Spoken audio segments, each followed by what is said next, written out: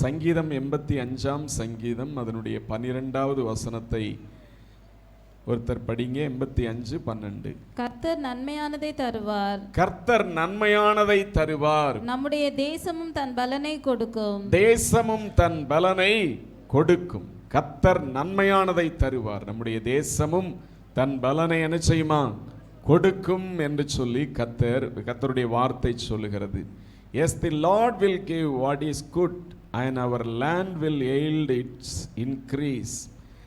ஸ்தோத்திரம். கர்த்தர் நன்மையானதை தருவார், நம்முடைய தேசமும் தன் பலனை கொடுக்கும். ஸ்தோத்திரம். சில தலைகள் இப்பொழுதே சாய்ந்து கொண்டே இருக்கிறது. ஸ்தோத்திரம். நீங்க உற்சாகமாயிருங்க, தூக்கத்துக்கு பை பை சொல்லுங்க. ஸ்தோத்திரம். Praise the Lord. கர்த்தர் நன்மையானதை தருவார், நம்முடைய தேசமும் தன் பலனை கொடுக்கும். இந்த மாதத்துல ஆண்டவர் உங்களுடைய வாழ்க்கையில நன்மையான காரியங்களை கொடுத்து உங்களை ஆசீர்வதித்து வழிநடத்த அவர் வல்லமையுள்ள தேவனாக இருக்கிறார். ஸ்தோத்திரம். 119வது சங்கீதம் 68வது வசனத்தில் நாம் படிக்கும்போது கர்த்தர் நல்லவரும் நன்மை செய்கிற தேவனுமாய் இருக்கிறார் என்று சொல்லி அந்த சங்கீத வசனம் சொல்லுகிறது. அவர் நல்லவரும் நன்மை செய்கிற தேவனுமாக இருக்கிறார். இந்த நாளிலே வந்திருக்கிற உங்களுடைய வாழ்க்கையில ஸ்தோத்திரம், இந்த மாதத்துல அவர் நன்மைகளை செய்வார். நீங்க பிரயாசப்படுகிற, நான் கடினமா உழைக்கிறேன், கஷ்டப்படுகிறேன், அதிகமாய் வேர்வை சிந்துறேன், ஆனா என்னுடைய வாழ்க்கையில உயர்வு இல்லையே அப்படின்னு சொல்லி ஒருவேளை நினைக்கலாம். அப்படி சொல்லுகிற வார்த்தைக்கு அர்த்தம் என்ன? என்னுடைய தேசத்துல தேசன் தன் பலனை எனக்கு கொடுக்கல அப்படின்னு சொல்லி அர்த்தம். கர்த்தர் நன்மையானதை தரும்போது நம்முடைய தேசமும் தன் பலனை கொடுக்கத்தக்கதாக கர்த்தர் ஆசீர்வதிப்பார். அவருடைய ஆசீர்வாதம் அப்படிப்பட்டதாய் தான் இருக்கும். சங்கீதம் 34ஆம் சங்கீதம் அதனுடைய 10ஆம் வசனம் சொல்லுகிறது, சிங்க குட்டிகள் தாட்சி அடைந்து பட்டினியாய் இருக்கும், கர்த்தரை தேடுகிறவர்களுக்கோ ஒரு நன்மையும் குறைபடாது. ஸ்தோத்திரம். போன ஞாயிற்றுக்கிழமை மாலை வேளையில் இந்த சில வசனங்களை தியானித்தோம். சிங்கக்குட்டிகள் தாழ்ச்சி அடைந்து பட்டினியாய் இருக்கும், கர்த்தரை தேடுகிறவர்களுக்கு ஒரு நன்மையும் குறைபடாது. சிங்கம். ஸ்தோத்திரம். பாருங்க, காட்டுக்கு ராஜா அப்படின்னு சொல்லி சிங்கத்தை தான் சொல்லுவார்கள். காரணம், அந்த சிங்கம் குகையிலிருந்து கர்ச்சித்தாலே அந்த விலங்குகளுக்கெல்லாம் ரொம்ப பயமாயிரும். ஐயோ, இன்னைக்கு எந்த மிருகத்தை இது கடிச்சு தின்னுற போதோ அப்படின்னு சொல்லி அவ்வளோ அந்த கர்ச்சிப்பு பயங்கர ஒரு பயம் கொடுக்கிறதாக இருக்கும். அப்படி சிங்கம் கர்ச்சிக்கும் போது பல மிருகங்கள் சிங்கத்தினுடைய குகைக்குள்ளே பயந்து இங்க நமக்கு பாதுகாப்பு இருக்கும் அப்படின்னு சொல்லி, அது சிங்க குகை அப்படின்னு சொல்லி தெரியாமல என்ன செய்யணுமா, உள்ள புகுந்துருமா. பயத்துல எங்கேயாவது கிடைச்ச இடத்துல ஒளிச்சிடலாம் அப்படின்னு சொல்லி சிங்கத்தின் அந்த குகைக்குள்ளே போய் ஒழிக்கும் போது சிங்கத்துக்கு இறை ஈஸியா மாட்டி விட்டது. இன்னைக்கு நல்ல இறை அப்படின்னு சொல்லி அது என்ன மிருகமானாலும் அடிச்சு அது சாப்பிட்ரும். மாத்திரமல்ல, குட்டிகளுக்கும் ஒரே விருந்து தான். ஸ்தோத்திரம். வசனம் சொல்லுகிறது, அப்படிப்பட்ட ஒரு சிங்கத்தினுடைய குட்டிகள் தாழ்ச்சி அடைந்து, என் அம்மா இன்னைக்கு என் அப்பா சிங்க ராஜா ஒண்ணுமே தரலையே, பசியா இருக்க அப்படின்னு சொல்லி பசியா இருந்தாலும் கர்த்தரை தேடுகிற தேவனுடைய பிள்ளைகளுக்கு ஒரு நன்மையும் குறைபடுவதில்லை என்று சொல்லி வசனம் சொல்லுகிறது. அல்லேலூயா. இந்த நாளில பல குறைவுகளோடு நீங்க வந்திருக்கலாம். ஆண்டவருடைய வசனம் சொல்லுகிறது, கர்த்தரை தேடுகிறவர்களுக்கு ஒரு நன்மையும் குறைபடாது. ஸ்தோத்திரம். உங்களுடைய வருமானம், குடும்பத்தின் வருமானங்கள் குறைபட்டதா இருக்கலாம். இல்லாவிட்டால் குடும்பத்தில் வருமானம் வருகிறது உண்மைதான், அது வீணான காரியங்களுக்கு போகிறது, மதுபான கடைக்கு போகிறது. ஸ்தோத்திரம். அந்த ஆசீர்வாதம் என் குடும்பத்தில் தங்க வேண்டியது அல்லவா, அது வீணாய் போகிறது அப்படின்னு சொல்லி நீங்க சொல்லலாம். ஆண்டவருடைய சமூகத்தில் அதிகமாய் ஜெபம் பண்ணுங்க. ஆண்டவரே, இந்த வார்த்தையின்படி ஆண்டவரே உம்மை தேடுகிறவர்களுக்கு ஒரு நன்மையும் குறைபடுவதில்லை என்று சொன்னீரே.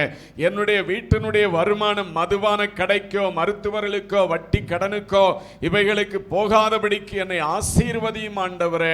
உம்முடைய நன்மைகளை எனக்கு தாருமப்பான்னு சொல்லி நீங்க ஆண்டவரிடத்தில் உரிமையோடு கேட்கும்போது, கேளுங்கள் உங்களுக்கு கொடுக்கப்படும், தட்டுங்கள் திறக்கப்படும் என்று சொல்லி சொன்ன ஆண்டவர் இயேசு உங்களுக்கு அவர் கண்டிப்பாய் கொடுப்பார். ஸ்தோத்திரம். அவரை தேடுகிறவர்களுக்கு குறைவில்லை. அவரை நம்பி இருக்கிற ஆண்டவருடைய பிள்ளைகளுக்கு குறைவில்லாதபடிக்கு தேவன் வழி நடத்துகிற ஆண்டவராக இருப்பார். ஸ்தோத்திரம். மத்தேயு 6:26 படிக்கும்போது ஆகாயத்து பட்சிகளை குறிப்பிட்டு ஆண்டவர் அங்கே பேசுகிறதை பார்க்கிறோம். அந்த வசனத்தை படிங்க. மத்தேயு 6:26. ஆகாயத்து பட்சிகளை கவனித்து பாருங்கள். ஆகாயத்து பட்சிகளை கவனித்து பாருங்கள். அவைகள் விதைக்கிறதும் இல்லை, அறுக்கிறதும் இல்லை, களஞ்சியங்களில் சேர்த்து வைக்கிறதும் இல்லை. அவைகளையும் உங்கள் பரமபிதா பிழைப்பூட்டுகிறார். அவைகளை பார்க்கிலும் நீங்கள் விசேஷித்தவர்கள் அல்லவா? அவர்களை பார்க்கலாம், அந்த பறவைகளை பார்க்கலாம் நீங்கள் விசேஷித்தவர்கள் அல்லவா அப்படின்னு சொல்லி ஆண்டவர் தமிழத்தில் வந்த ஜனங்களுக்கு போதிக்கிறதை பார்க்கிறோம். ஸ்தோத்திரம். ஆகாயத்து பறவைகளை கவனித்து பாருங்கள். அவைகள் என்ன செய்கிறது இல்லை, விதைக்கிறது இல்லை, அறுக்கிறது இல்லை, அந்த அறுத்ததை களஞ்சியத்தில் கொண்டு போய் சேர்க்கிறது இல்லை. ஆனால் அவங்க அந்த பறவைகள் பட்டினியாய் செத்து போறதில்லை. அவைகளை உங்கள் பரமபிதா ஆண்டவர் போஷிக்கிறாரே. தோத்திரம். அவைகளை பார்க்கல நீங்க எவ்வளவு விசேஷித்தவர்கள் அப்படின்னு சொல்லி ஆண்டவர் சொல்லுகிறார். நல்ல கை கால்களை தேவன் தந்திருக்கிறார், நல்ல சிந்தனை திறனை தந்திருக்கிறார், நல்ல மூளையை தந்திருக்கிறார், பகுத்தறிவை தந்திருக்கிறார். ஸ்தோத்திரம். இதையெல்லாம் வைத்து நாம் எப்படியோ வாழ முடியும். இன்னைக்கு ஸ்தோத்திரம். இந்த வசனத்தை படிக்கும்போது அப்போ ஆகாயத்து பறவைகள் ஒன்றுமே வேலை செய்யாது போல நாங்கள் வேலை செய்யாமல் இருக்கவா அப்படின்னு சொல்லி நீங்கள் சொல்லலாம். ஸ்தோத்திரம். வேதத்தில் பார்க்கும்போது ஒருவன் வேலை செய்ய மனதில்லாதிருந்தால் அவன் சாப்பிடவும் கூடாது அப்படின்னு சொல்லி வசனம் சொல்லுகிறது. இன்னைக்கு பல குடும்பங்களை பார்க்கும்போது என் பிள்ளை வேலைக்கு போகாமல் குடிச்சிட்டே இருக்கிறாரு, என் கணவர் வேலைக்கு போகாமல் குடிச்சிட்டே இருக்கிறாரு. வேலைக்கே போகாட்டா எப்படி ஒரு குடும்பத்தை ஒரு குடும்ப தலைவர் நடத்த முடியும்? ஸ்தோத்திரம். ஆகாயத்து பறவைகள் அப்படின்னும் போது அவைகளுக்கு ஆறு அறிவில்லை, அவைகள் விதைக்கிறதற்கு திராணி இல்லை, ஒன்றுமே இல்லை.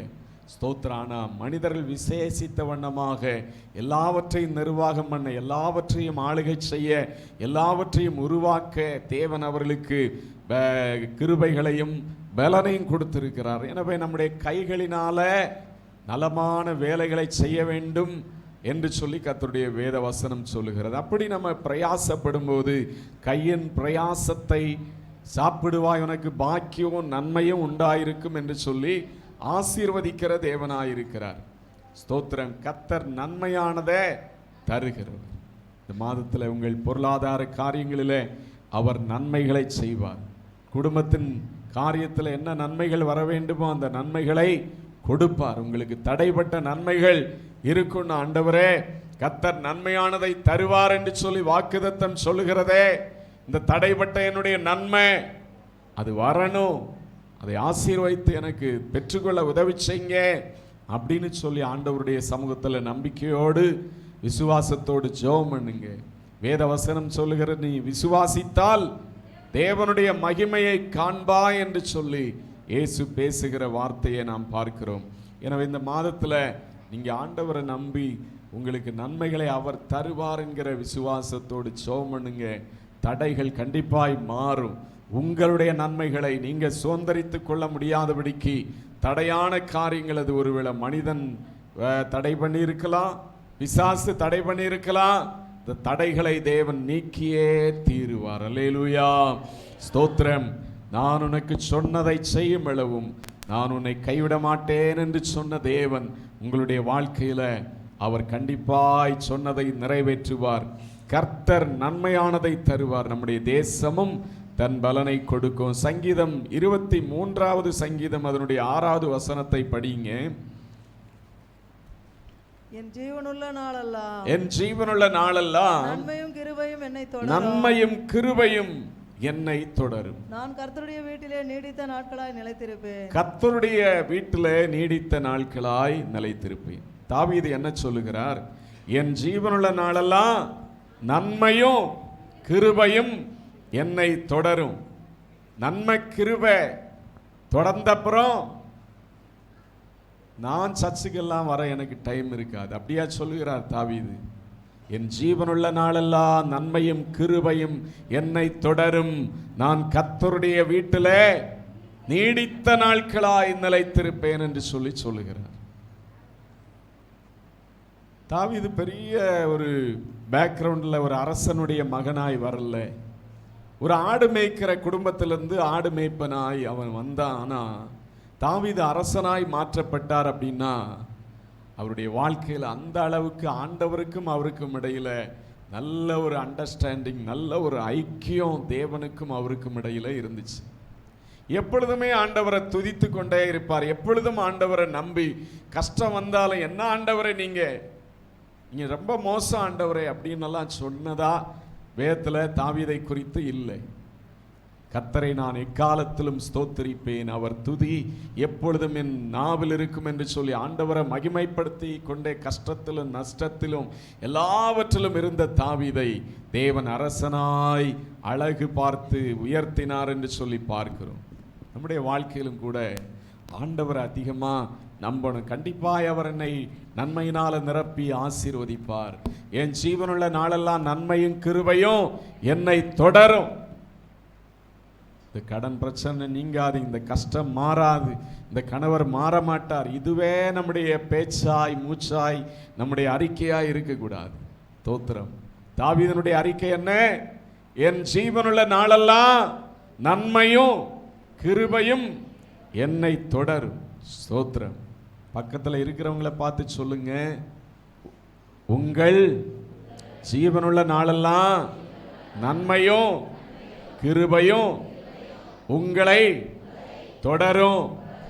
நன்மையும் கிருபையும் அதிகமா வந்த உடனே சர்ச்சுக்கு வர நேரம் இல்லை அப்படின்னு மாத்திரம் சொல்லிடாதுங்க, பிஸின்னு சொல்லிடாதுங்க.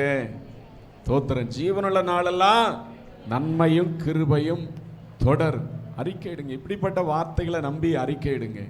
ஒன்றுமே உருப்படாது, என் குடும்பம் உருப்படாது, என் பிள்ளை உருப்படாது, என்னுடைய காரியங்கள் முன்னேற்றத்துக்கு எதுவாக இருக்காது, இதே நீங்கள் இந்த பாட்டே பாடாதபடிக்கு நல்ல விசுவாசமுள்ள இந்த வார்த்தைகளை அறிக்கையிட்டீங்கன்னா கண்டிப்பாய் தாவீதனுடைய வாழ்க்கையில ஒரு ஏழை ஆடு மேய்ப்பனை அரசனாய் மாற்ற தேவன் வல்லமையுள்ளவராய் இருந்தார்னா உங்களுடைய வாழ்க்கையில உங்கள் பிரயாசங்கள் நடுவில் தோத்திரம் அவர் கண்டிப்பாய் உயர்த்துவார்.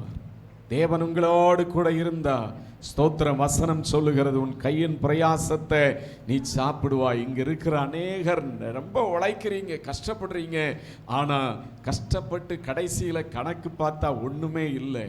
தோத்திரம். இங்கே உங்களுடைய வாழ்க்கையில் ஆண்டவருக்கு ஸ்தோத்திரம், ஆண்டவருடைய வசனத்துக்கு இடம் கொடுத்து ஆண்டவரிடத்துல ஜெபம் பண்ணி ஆண்டவருடைய வேதத்தின்படி நடக்கிற தேவ பிள்ளைகளாய் இருக்கும்போது கர்த்தருடைய வேதத்தின்படி நடக்கிற உத்தம மார்க்கத்தார் பாக்கியவான்கள். பாக்கியவான்கள் அப்படின்னா ஆசீர்வதிக்கப்பட்டவர்கள் சொல்லுவாங்க. பார்த்தீங்களா, இருந்தா இவங்கள மாதிரி நல்லா இருக்கணும் அப்படின்னு சொல்லி சில நேரத்தில் பணக்காரர்கள் பெரிய வசதி உள்ளவங்களை பார்த்து சொல்லுவாங்க. ஸ்தோத்திரம். கர்த்தருடைய வேதத்தின்படி நடக்கிறவர்கள் உத்தம மார்க்கத்தார் பாக்கியவான்கள், ஆசீர்வதிக்கப்பட்டவர்களாய் இருப்பார்கள் என்று சொல்லி கர்த்தருடைய வசனம் சொல்லுகிறது. இன்னைக்கு ஆண்டவருடைய வார்த்தைகளை நம்ம முக்கியப்படுத்துகிறோமா, படிக்கிறோமா? ஸ்தோத்திரம். இல்லாவிட்டால் ஆண்டவருடைய வார்த்தை மறந்து வாழ்கிறோமா? ஸ்தோத்திரம். அவரை நம்புகிற தேவனுடைய பிள்ளைகளுடைய வாழ்க்கையில கர்த்தர் நன்மையானதே தருவார். தாவீதனுடைய அறிக்கை, விசுவாசம் எல்லாம் தேவனிடத்திலிருந்து எனக்கு நன்மைகள் கிருபைகள் ஒவ்வொரு நாளும் தொடரும். ஆனால் தொடர்ந்து விட்டது அதிகமாய் ஆஸ்தி நிறைய மூட்டை மூட்டையா எனக்கு தங்கம், அந்த வெண்கலம், நிறைய மரம் எல்லாம் எனக்கு நிறைய இருக்கு அப்படின்னு சொல்லி தாவீது அதுக்கு பின்னாடி போகல. அதையெல்லாம் சேர்த்து தன்னுடைய மகனாகிய சாலமோன் நாட்களில் சாலமோன் கர்த்தருக்கு தங்கத்திலும் இந்த சித்தி மரத்திலும் விலையேறப்பெற்ற ஒரு ஆலயத்தை கட்டுப்பா அப்படின்னு சொல்லி அதையெல்லாம் கர்த்தருக்கு நிறைய மூட்டை மூட்டையாக கொடுத்துட்டு இவர் மாத்திரம் கடைசி வரைக்கும் ஆண்டவரே அப்படின்னு சொல்லிட்டு தேவனுக்காய் வாழ்ந்தார். நம்முடைய வாழ்க்கையில் இந்த உலகத்தில் நமக்கு கிடைக்கிறதெல்லாம் டெம்பரரியாய் கிடைக்கிறது, அது நிரந்தரம் அல்ல. நமக்கும் ஆண்டவருக்கும் இடையில இருக்கிறதான உறவு தான் அது நிரந்தரமானதாய் இருக்கணும். அது எனவே ஆண்டவரோடு நம்ம இணைந்த ஒரு வாழ்க்கை வாழ வேண்டும். ஸ்தோத்திரம். தாவீதனுடைய வாழ்க்கையில அந்த நன்மையும் கிருபையும் தொடரும் அப்படின்ற நம்பிக்கை அவருக்கு இருந்துச்சு, விசுவாசம் இருந்துச்சு. அதன்படியே போன இடத்திலெல்லாம் தாவீதை கர்த்தர் காப்பாற்றினார் என்று சொல்லி வேதவசனம் சொல்லுகிறது. ஸ்தோத்திரம்.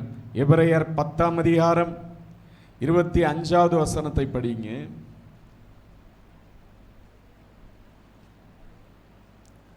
எபிரேயர் 10ஆம் அதிகாரம் 25ஆம் வசனம். சபை கூடுவதிலே சிலர் விட்டு விடுகிறது போல, சபை கூடி வருதலை சிலர் விட்டு விடுகிறது போல நாமும் விட்டு விடாமல் ஒருவருக்கொருவர் புத்தி சொல்ல கடவோம். ஒருவருக்கொருவர் புத்தி சொல்ல கடவோம். நாளானது சமீபித்து வருகிறதை எவ்வளவாய் பார்க்கிறீர்களோ, நாளானது சமீபித்து வருகிறதை எவ்வளவாய் பார்க்கிறீர்களோ அவ்வளவாய் புத்தி சொல்ல வேண்டும். ஸ்தோத்திரம். அவ்வளவாய் புத்தி சொல்ல வேண்டும். சபை கூடி வருதலை சிலர், நம்ம சபையில பார்க்கும்போது பலர், சிலர் மாத்திரமல்ல அநேகர் சபை கூடி வருதலை என்ன செய்திருக்கிறார்கள்? விட்டு விட்டவர்களாக இருக்கிறார்கள். நிறைய பேர் ஆலயத்துக்கு வரல. அப்போ நம்ம அவர்களை பார்க்கும்போது ஸ்தோத்திரம் என்ன சொல்லணுமா? கொஞ்சம் புத்தி சொல்லணும். என்ன சிஸ்டர், உங்களை பார்க்கவே முடியல, சர்ச்சுக்கு வந்தா தானே தேவனுக்கு பிரியமா இருக்கணுமே, பரலோகம் போகணுமே அப்படின்னு பேசணும். அக்கா சாப்பிட்டியா? போயிட்டு வரட்டா? இல்லை சர்ச்சுக்கு உங்க வரதில்ல, திரும்பி மூஞ்சியை காட்டுரு அப்படி போறது. அப்படி இல்லாதபடிக்கு நம்ம என்ன செய்யணுமா? சபை கூடி வருதலை சிலர் விட்டு விடுகிறது போல விட்டு விடாதபடிக்கு என்ன செய்யணுமா? புத்தி சொல்லணுமா?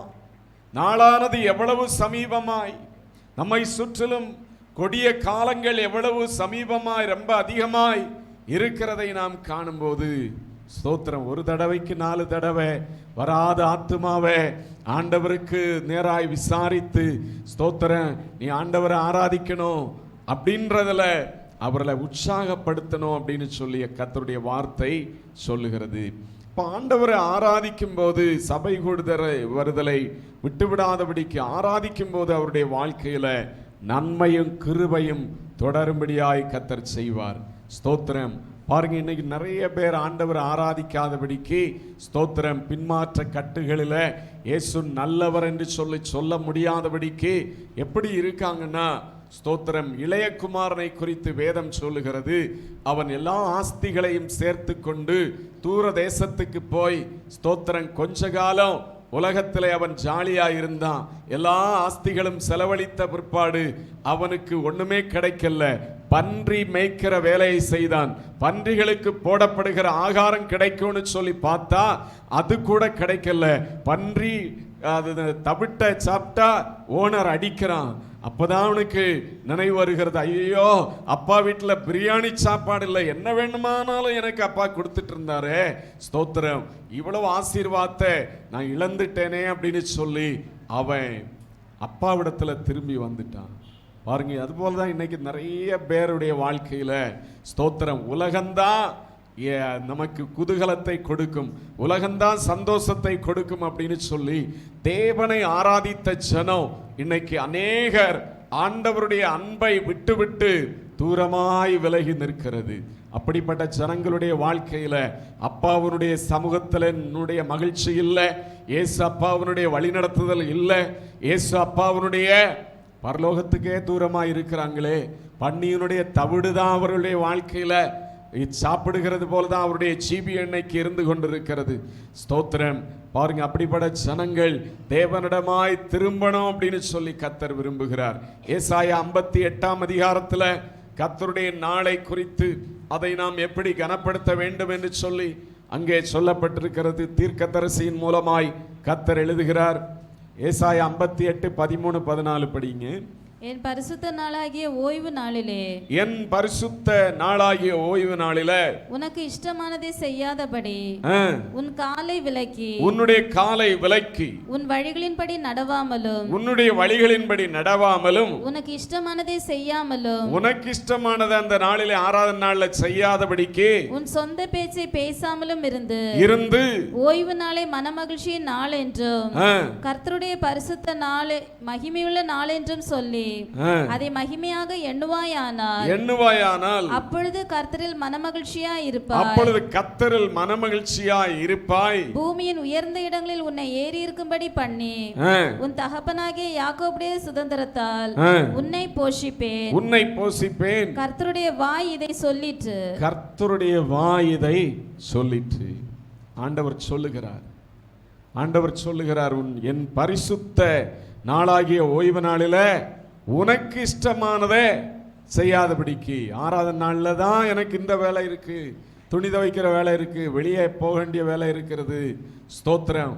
சிலர் கேட்கும்போது ஏன் சர்ச்சுக்கு வரல, இத்தனை வாரமா வரலையேன்னா, அங்கே என் குடும்பத்தில் இவங்க செத்துட்டாங்க. ஸ்தோத்திரம். அந்த ஸ்கூல்ல தான் பிள்ளைகள் ஸ்தோத்திரம் ஏண்டா வரல, ஆயா செத்துச்சு. இன்னொரு நாள் ஏண்டா வரல, இன்னொரு ஆள் செத்துச்சு. ஸ்தோத்திரம். இந்த டீச்சருங்களுக்கு பல பிள்ளைகள் சொல்றதுனால ஸ்தோத்திரம் எல்லாமே ஞாபகம் இருக்காது. அதே பையன் 1-2 மாசம் கழிச்சு மறுபடியும் ஆயா செத்துச்சு. எத்தனை தடவை தான் ஆயா சாவும் தெரில. ஆனா அந்த வாத்தியாருக்கு பல பிள்ளைகளுடைய அந்த சாக்கு போக்களை சொல்லி கேட்டு அவருக்கு ஞாபகம் இல்லாதபடினால பிள்ளைகள் தப்புகிறார்கள். ஸ்தோத்திரம். அதுபோலதான் இன்னைக்கு பல விசுவாசிகள் ஸ்தோத்திரம் இவங்க செத்துட்டாங்க, அவங்க செத்துட்டாங்க, அவங்களுக்கு கர்மாதி, இவங்களுக்கு இந்த நாள். ஸ்தோத்திரம். ஆனா கர்த்தருடைய நாளில நம்ம எப்படி இருக்கணுமா? என் பரிசுத்த நாள். ஆண்டவர் சொல்லுகிறார், என் பரிசுத்த நாளாகிய ஓய்வு நாளில உனக்கு இஷ்டமானதை செய்யாதபடிக்கு. இது யாருடைய நாள்? உன்னுடைய நாள் அல்ல. 6 நாளை உனக்கு கொடுத்திருக்கிறேன்.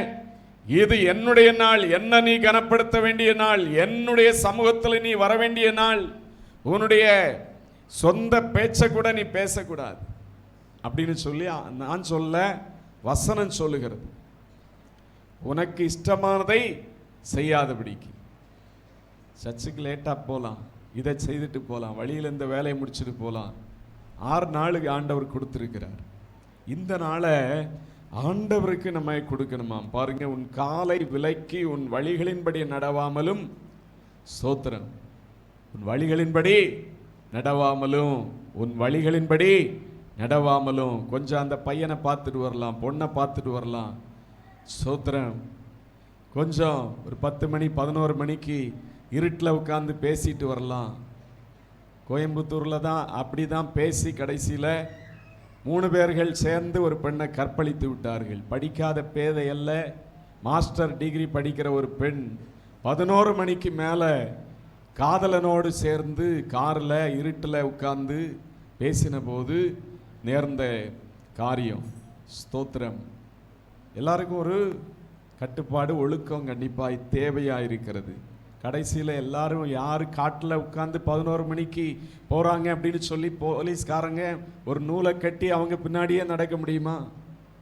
நமக்கும் கொஞ்சம் சுய கட்டுப்பாடெல்லாம் இருக்கணும். ஆண்டவருடைய பிள்ளைகள் ஸ்தோத்திரம், கர்த்தருடைய நாளில் உனக்கு இஷ்டமானதை செய்யாமலும் உன் சொந்த பேச்சை பேசாமலும் இருந்து ஓய்வு நாளை மனமகிழ்ச்சியின் நாள் என்றும். ஓய்வு நாள், இந்த கர்த்தரை ஆராதிக்கிற இந்த ஞாயிற்றுக்கிழமை, அது மனமகிழ்ச்சியின் நாள். நான் தேவனுடைய சமூகத்தில் நல்லா பாடணும், தேவ சமூகத்தில் நல்ல சங்கீதங்களை கேட்கணும், தேவ சமூகத்தில் அப்பாவுக்கு நன்றி செலுத்தணும், தேவ சமூகத்தில் மகிழ்ந்து அப்பாவுடைய சமூகத்தில் களி கூறுகிற ஒரு மனமகிழ்ச்சியின் நாளென்றும், கர்த்தருடைய பரிசுத்த நாளை மகிமையுள்ள நாளென்றும் சொல்லி அதை மகிமையாக எண்ணுவாயானால் ஞாயிற்றுக்கிழமை கொஞ்சம் அதிக நேரம் தூங்கலாம். பலருடைய எண்ணம் இதுதான், ஞாயிற்றுக்கிழமை கொஞ்சம் அதிக நேரம் தூங்கலாம், மெதுவாக எழும்பலாம். சர்ச்சில் போனால் அவர் ஏதாவது சொல்லிட்டு இருப்பார். எப்போன்னு சொல்கிறது தானே, லேட்டாக வராதுங்க, சீக்கிரம் வாங்க, அவ்வளோதானே. நம்ம தூங்கிட்டு மெதுவா போயிடலாம். தோத்திரம். நம்முடைய எண்ணம் அப்படிப்பட்டதா இருக்கிறது. ஆனா நம்ம எப்படி எண்ணணுமா? இந்த நாளை கர்த்தருடைய நாளை மனமகிழ்ச்சியின் நாள் என்றும், இந்த நாள் தான் எனக்கு, இந்த நாளுக்காக தான் 7-6 நாட்களில் நான் காத்து கொண்டிருக்கிறேன். இந்த நாள் எனக்கு ரொம்ப ரொம்ப என் வாழ்க்கைக்கு அவசியமான நாள். இது மனமகிழ்ச்சியின் நாள். இது கர்த்தருடைய ஆலயத்தில் போய் தேவ பிள்ளைகளோடு சேர்ந்து நல்லா நான் அபிஷேகத்தில் நிறைந்து ஆராதிக்கிற மனமகிழ்ச்சியின் நாள். உலகத்தில் சொல்லப்படுகிற பூஸ்ட், போன்விட்டா, இது எல்லாத்தையும் காட்டிலும் எனக்கு பலனையும் மகிழ்ச்சியும் தந்து என் வாழ்க்கைய ஸ்தோத்திரம் ஒரு உத்வேகத்துடன் ஒரு பலத்தோடு என்னை நடத்துகிற நாள் அப்படின்னு சொல்லி நம்ம எண்ணினா ஸ்தோத்திரம், அப்பொழுது கர்த்தரில் மனமகிழ்ச்சியாயிருப்பாங்க. முதல்ல என்னவா? கர்த்தரில் மனமகிழ்ச்சியாயிருப்பாய். ஆண்டவருடைய மனமகிழ்ச்சியோடு நாம இருப்போம். ஒரு சந்தோஷம், மனமகிழ்ச்சி நமக்குள்ள இருக்கும். வெறுப்போடு கூட ஸ்தோத்திரம் நம்ம இருக்க மாட்டோம் மற்ற 6 நாட்கள்ல. அப்பொழுது கர்த்தரில் மனமகிழ்ச்சியா இருப்பாய். பூமியின் உயர்ந்த இடங்களில் உன்னை ஏறி இருக்கும்படி பண்ணி உன் தகப்பனாகிய யாக்கோபனுடைய சுதந்திரத்தால் உன்னை போஷிப்பேன். கர்த்தருடைய வாய் இதை சொல்லிற்று. ஆண்டவர் என்ன சொல்லுகிறார்? பூமியின் உயர்ந்த இடங்களில் உன்னை ஏறி இருக்கும்படி பண்ணி உன் தகப்பனாகிய யாக்கோபனுடைய சுதந்திரத்தால் போஷிப்பேன். உயர்ந்த இடம்னா என்ன? உயர்ந்த ஆசீர்வாதங்கள். ஒரு உயர்ந்த ஒரு இடத்துக்கு நம்ம போகணும்னா, ஏறணும் அப்படின்னா நமக்கு என்ன வேணும்? என்ன வேணும்? இந்த கட்டிடம் இருக்குது, லிப்ட விடுங்க, ஏணி நமக்கு இருந்தாலே ஏறிடலாம். இன்னைக்கு பலருடைய வாழ்க்கையில உயர்ந்த ஒரு இடத்துக்கு போகணும் அப்படின்னு சொல்லி விருப்பம்தான். ஆனா ஏணி இல்லாமலே ஏறணும் அப்படின்னு சொல்லி பார்க்கிறோம்.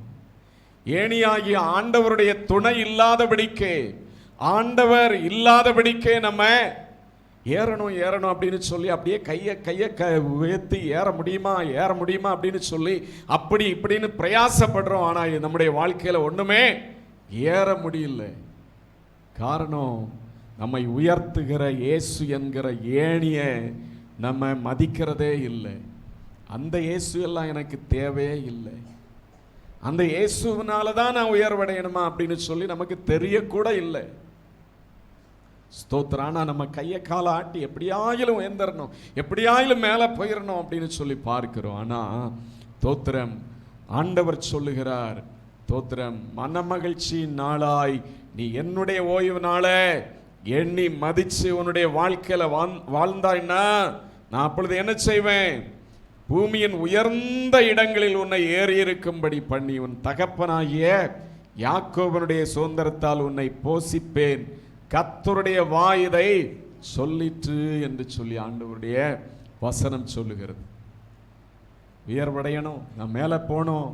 உலக பிரகாரமான ஆசீர்வாதங்களினாலும் தேவனுடைய ஆசீர்வாதங்களினாலும் எல்லாவற்றிலும் நான் உயர்த்தப்படணும் அப்படின்னு சொல்லி ஸ்தோத்திரம் விரும்புகிறவர்கள் சும்மா கையை காலை ஆட்டிட்டு அப்படியே இருக்காதுங்க.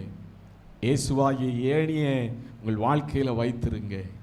தாவீதை ஒரு ஏணியாக அவர் ஆடு மேய்க்கிறவனை உயரமான சிங்காசனத்திலே உட்கார வைத்து மேன்மைப்படுத்தின தேவனாயிருக்கிறார். நன்மையான எந்த ஈவும் பூரணமான எந்த வரமும் ஜோதிகளின் பிதாவினிடத்திலிருந்து இறங்கி வருகிறது என்று சொல்லி கர்த்தருடைய வேத வசனம் சொல்லுகிறது. எனவே அவர் கர்த்தர் நன்மையானதை தருவார், தந்து கொண்டே இருக்கிறார். ஸ்தோத்திரம், தந்து கொண்டே இருக்கிறார். நம்ம ஒருவேளை உங்க அப்பா அம்மா பெரிய பணக்காரங்களா இருக்கலாம். அவரிடத்திலிருந்து அவர்கள் வைத்திருக்கிறத அவருடைய பிள்ளைகளாகி நீங்க வாங்கிட்டே இருந்தீங்கன்னா கொஞ்ச காலம் கழிச்சு அவர் ஓட்டாண்டியா மாறி விடுவார். காரணம், அவர் வச்சிருந்தது ஒரு லிமிட்டடான ஆசீர்வாதம், பணம், பொருள், இதை தான் வைத்திருந்தார்.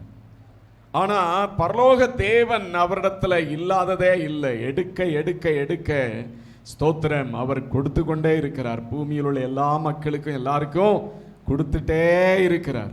ஸ்தோத்திரம். அந்த தேவனுடைய வார்த்தையை தான் சொல்லுகிறது, கர்த்தர் நன்மையானதை தருவார், நம்முடைய தேசமும் தன் பலனை கொடுக்கும். இந்த மாதத்துல உங்களுடைய வாழ்க்கையில தேவன் உங்கள் வாழ்க்கையின் உயர்வின் ஏணியாய் இருக்கிற ஆண்டவரை மறந்துட்டு நான் சாதிச்சிருவேன், அப்படி பண்ணிடுவேன், இப்படி பண்ணிடுவேன் அப்படின்னு சொல்லி நீங்க கனவு கண்டுட்டு இருந்தீங்கன்னா ஆண்டவருடைய பிள்ளைகளுடைய வாழ்க்கையில உங்கள் வாழ்க்கை கனவோடு முடிந்துரும்.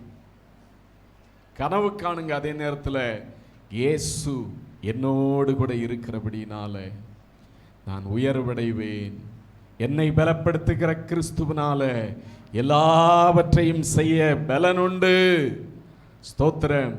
இயேசுவினால நான் உயர்த்தப்படுவேன், இயேசு என்னை கனப்படுத்துவார் என்று சொல்லி அவரை சார்ந்து நம்முடைய வாழ்க்கையில் அவரை கனப்படுத்தி ஜீவிக்கும் போது உங்களுடைய கனவு கண்டிப்பாய் கனவோடு முடியாது. ஸ்தோத்திரம். அது நிஜமாய் ஒரு நாள் மாறும். கர்த்தருடைய உயர்வை நீங்க கண்டிப்பாய் பெற்றுக்கொள்வீங்க.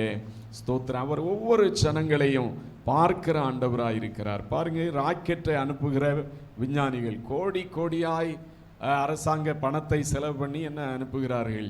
ஸ்தோத்திரம்.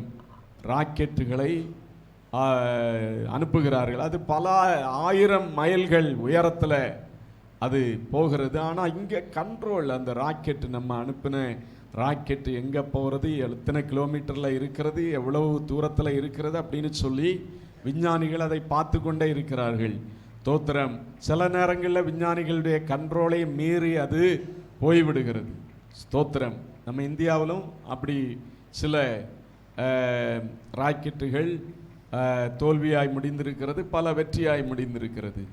அப்போ அந்த ராக்கெட்டுகளை உருவாக்கினவர்கள் பூமியிலிருந்து அதை பார்க்கிறார்கள், கண்ட்ரோல் பண்ணுகிறார்கள், அதனுடைய காரியங்களை பார்க்கிறார்கள். நம்மை உண்டாக்கின தேவன் நம்மை பார்க்கிறவராய் இருக்கிறார். ஸ்தோத்திரம். ஆபிரகாமை பார்த்து அந்த தேவன் சொன்னார், எனக்கு முன்பாக நடந்து கொண்டு உத்தமனாயிருப்பா, நான் உன்னை ஆசீர்வதிப்பேன் அப்படின்னு சொல்லி சொன்னார். ஸ்தோத்திரம். நம்மை பார்க்கிறார். உட்கார்ந்திருக்கிற ஒவ்வொருவரையும் பார்க்கிறார். உன் வழி எப்படி இருக்கு, உன்னுடைய ஜீவியம் எப்படி இருக்கு, உன்னுடைய செயல்பாடு உண்மையுள்ளதா இருக்கா, பரிசுத்தம் உள்ளதா இருக்கிறதா, கர்த்தருடைய வேதத்தின்படி நடக்கிறவர்களா இருக்கிறீங்களா? ஸ்தோத்திரம். எப்படி இருக்கிறீங்க அப்படின்னு சொல்லி ஸ்தோத்திரம் ஆண்டவருக்கு நல்லாவே தெரியும். ஊழியக்காரங்களுக்கு தெரியும் அப்படின்னு சொல்லி சொல்ல முடியாது. ஊழியக்காரங்க உங்களை பார்க்கும்போது என்ன, ஸ்தோத்திரம் ஆண்டவரே, இந்த சகோதரி இவங்களுக்கு போய் இவ்வளவு கஷ்டம் வந்து விட்டதே அப்படின்னா ஊழியக்காரங்க நினைப்பாங்க. ஆனா ஆண்டவர் தான், உனக்கு தான் இவங்க பெரிய ஆளு, பெரிய பரிசுத்தவாட்டி பரிசுத்தவான் மாதிரி தெரியுறாங்க, இவனுடைய ஜீவியம் எனக்கு தானப்பா தெரியும், இவனுடைய ஒவ்வொரு நாள் வாழ்க்கையும் சரியில்லாத ஜீவியம் எனக்கு தானப்பா தெரியும் அப்படின்னு சொல்லி ஆண்டவருக்கு ஒண்ணுமே மறைவா இல்லை. ஸ்தோத்திரம்.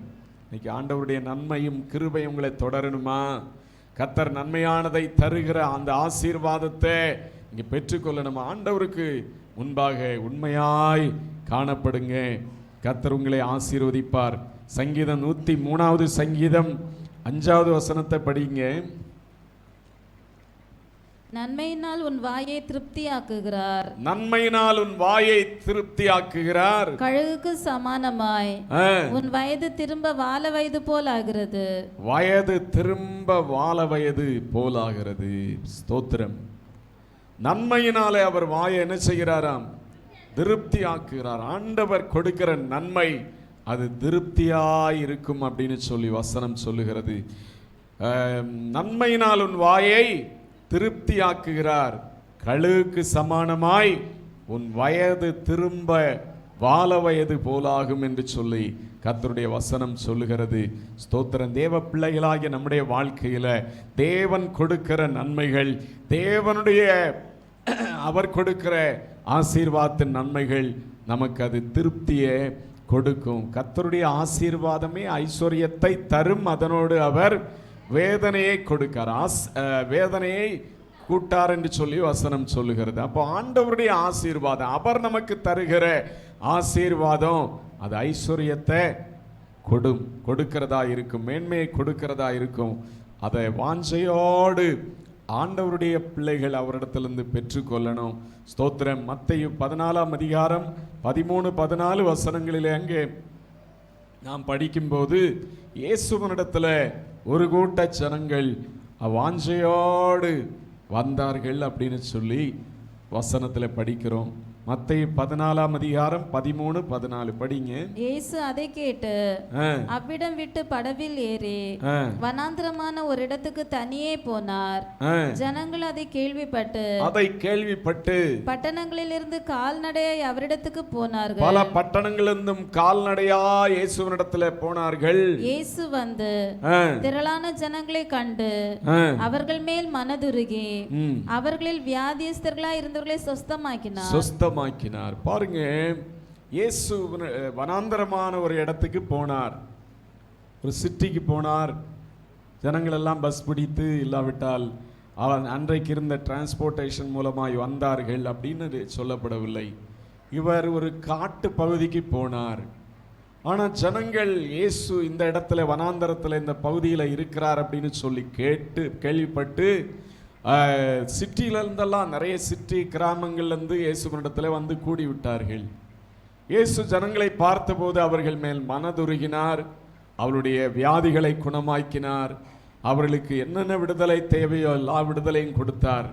மாத்திரமல்ல, அவர்கள் ஸ்தோத்திரம் பசியா இருந்ததை ஆண்டவர் பார்த்து 14ஆம் அதிகாரம் அதே அதிகாரம் 15 முதல் படிக்கும்போது சாயங்காலமான போது அவருடைய சீசர்கள் அவரிடத்தில் வந்து, இது வனாந்தரமான இடம், நேரமாயிற்று, ஜனங்கள் கிராமங்களுக்கு போய் தங்களுக்கு போஜன பதார்த்தங்களை கொள்ளும்படி அவர்களை அனுப்பிவிட வேண்டும் என்றார்கள். இயேசு பேசிட்டே இருக்கிறார், ஜனங்கள்லாம் உட்கார்ந்து இருக்கிறார்கள். தோத்திரம், நான் பேச ஆரம்பிச்சு ஒரு 3/4 மணி நேரம் கூட இல்லை, ஆரம்பிச்ச உடனே சிலருக்கு தூக்கம் வந்து விட்டது. ஸ்தோத்திரம் பாருங்க. ஆனா அந்த ஜனங்கள் பலர் அநேகர் வந்து இயேசு பேசுறத கேட்டே இருக்கிறாங்க.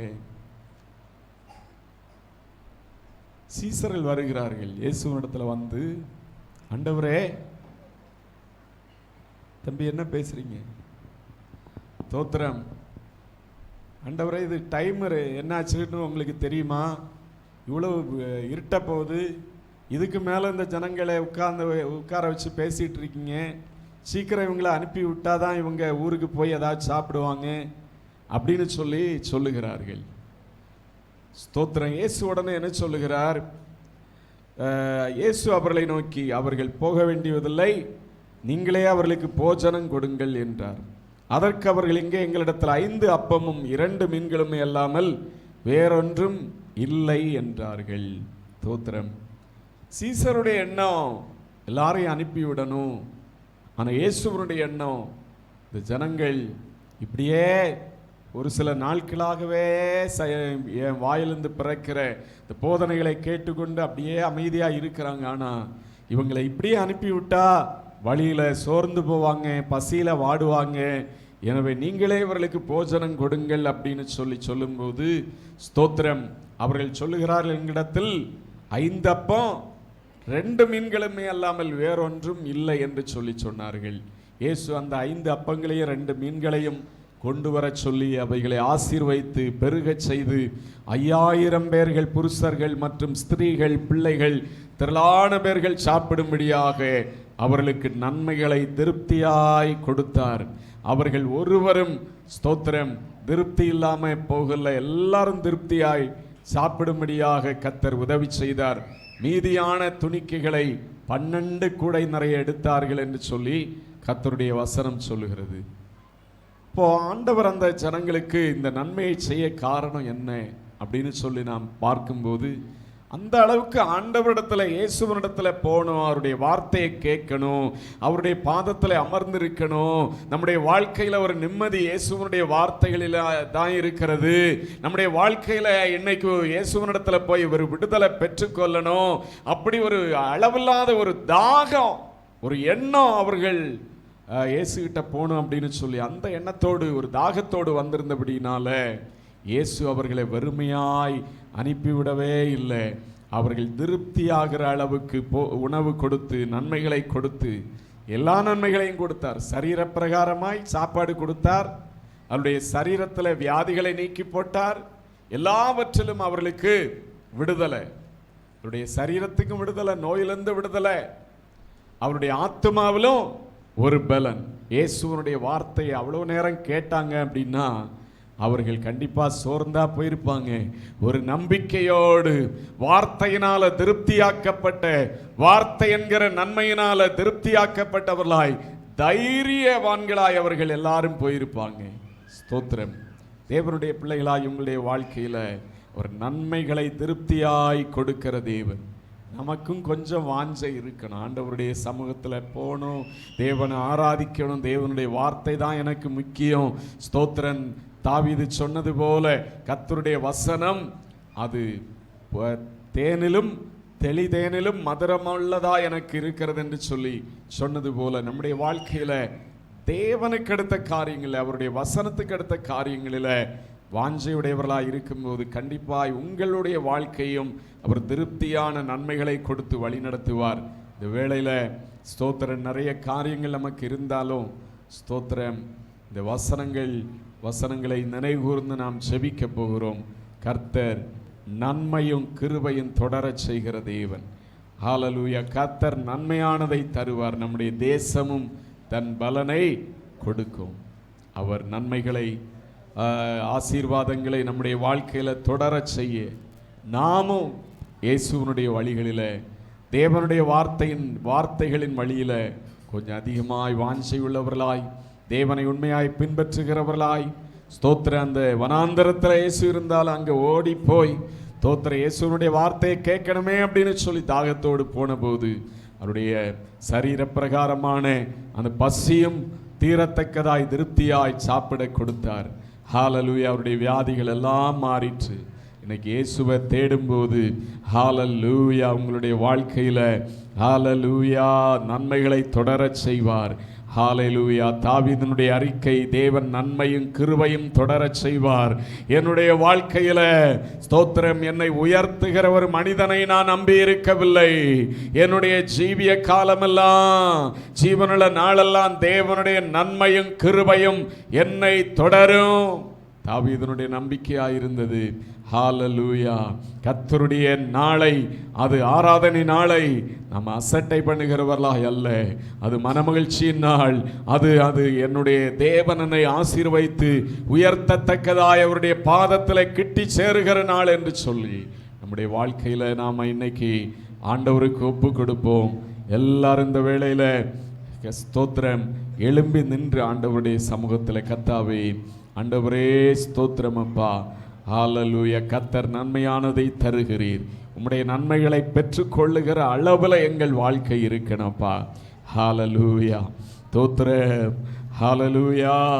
ஆண்டவரே, சுயத்தோடு போராடினதான, சுயத்தோடு முன்னேற்றத்துக்காய் மீன்களை பிடிக்க நினைத்ததான சீசர்களினால முழுவதும் பிரயாசப்பட்டார்கள். எக்ஸ்பீரியன்ஸ் இருந்துச்சு, ஆனா ஒரு மீனும் கிடைக்கல ஆண்டவரே அப்பா. ஆனா நீர் படகுல வந்தபோது, இயேசு படகுல வந்தபோது திரளான மீன்களை பிடித்தார்கள். உம்முடைய வார்த்தையை நம்பின போது திரளான மீன்கள் என்கிற நன்மைகள் அவர்களுக்கு வந்துச்சு, குறைவெல்லாம் நீங்கிச்சு ஆண்டவரே.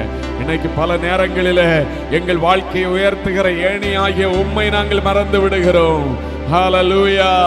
ஆண்டவரே ஸ்தோத்திரம் அப்பா. தேவனே, ஆண்டவரே, எங்களை எவரையும் மேன்மைப்படுத்தவும் கனப்படுத்தவும் நீர் வல்லமையுள்ளவராய் இருக்கிறீர் ஆண்டவரே. ஹல்லேலூயா. ஆண்டவரே, உம்மை சார்ந்து எங்கள் வாழ்க்கையில நாங்கள் உயர்வடையணும். ஹல்லேலூயா. தேவாவியானவர் எங்களுக்கு உதவி செய்யும் அப்படின்னு சொல்லி எல்லாரும் ஆண்டவருக்கு ஒப்பு கொடுப்போம். ஹல்லேலூயா. ஹல்லேலூயா. இயேசுவின் வருகை நெருங்கிடுதே, அவர் சொன்ன வார்த்தைகள் நிறைவேறுதே. இயேசுவின் வருகை நெருங்கிடுதே, அவர் சொன்ன வார்த்தைகள் நிறைவேறுதே. ஆயத்தமா, ஆயத்தமா, இயேசுவை